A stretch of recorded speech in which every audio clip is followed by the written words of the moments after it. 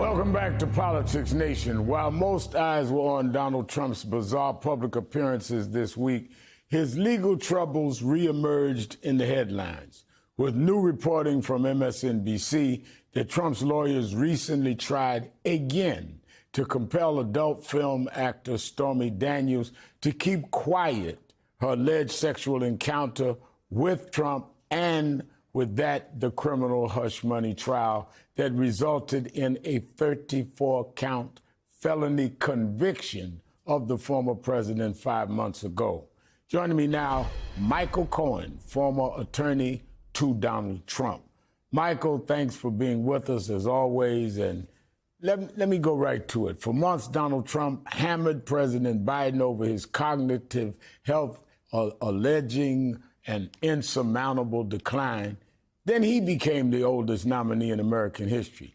And after this week in which he rambled through a combative interview and interview after interview, he was combative and cut a town hall short to try and dance for 40 minutes. His estranged niece, Mary Trump, a psychologist, is calling the incident evidence of cognitive decline. You worked side by side with him for years. That's how we met. Michael, his public appearances are increasingly glitchy, and he's canceling interviews and campaign events with just days left before the election. In your judgment, is something wrong with him?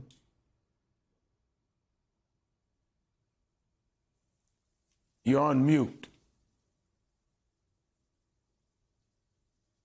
No, we still can't hear you.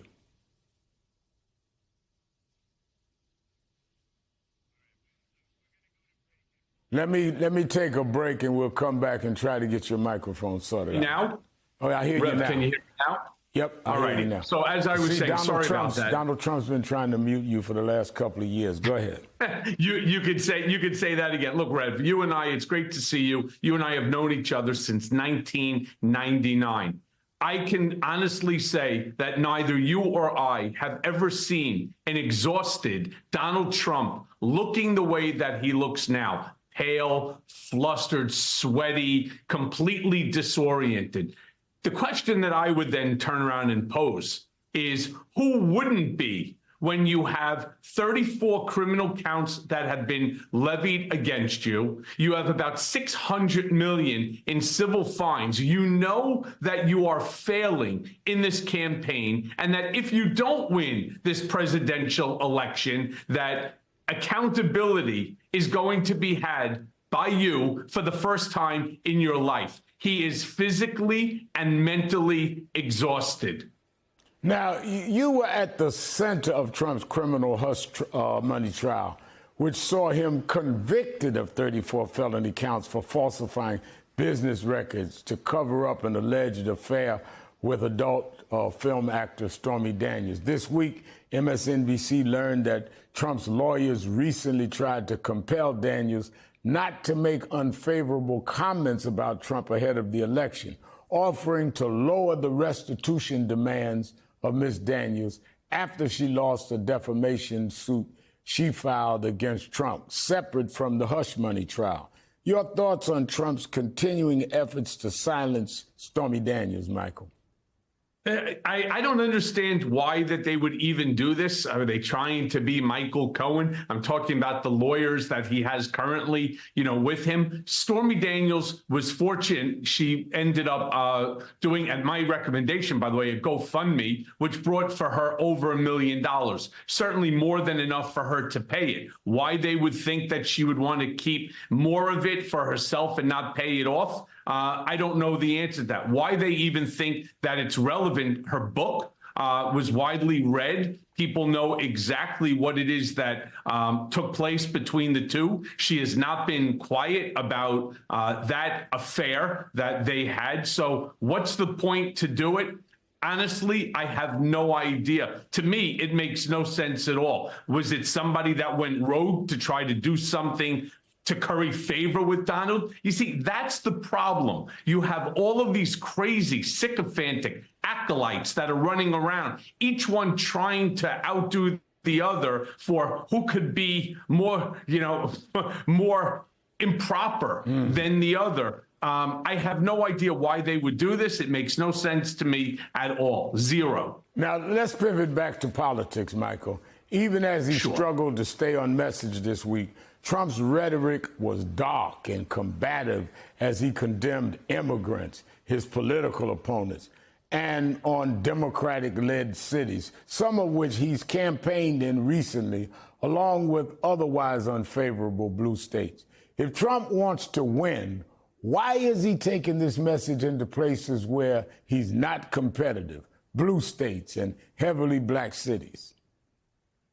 Ref, like I've said a million times, Trump is racist, he's sexist, he's misogynistic, xenophobic, homophobic, transphobic, Islamophobic, and anti-Semitic to boot.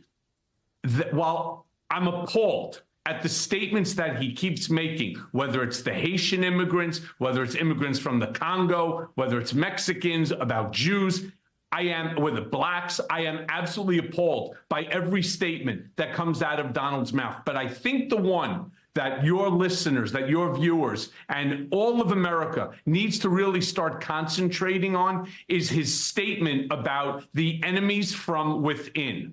Donald Trump did not make up that line. That is a Joe McCarthy line. On top of that, it's also a derivation of a line by Adolf Hitler in his memoir, Mein Kampf. Why he is doing this, I don't know. Like I said before, nothing screams elect me president like using the DOJ to go after a political opponent or a critic, like he did to me. And, Rev, one last thing. Your two previous guests, Juanita and Susan, they brought up a great point about the Kamala Harris-Tim Walz campaign. This is low-hanging fruit. Why? And something you and I, Rev, have talked about many times. I am the first political prisoner held by my own country. And this case right now is before the Supreme Court of the United States with Justice Sotomayor in hopes that we get rid of certiorari on it. I am the first political prisoner held by my country because I refuse to waive my First Amendment constitutional right. I'm not the one who said it. Justice Alvin K. Hellerstein said it in an order, in a habeas petition order that ultimately was the reason why I was able to get out after 51 days of solitary confinement. He did it to me. He will do it to you, and he will do it to anyone who is critical of him that he deems an opponent. Michael Cohen, I'm going to leave it there. That's a heavy statement. Thank you for being with us tonight.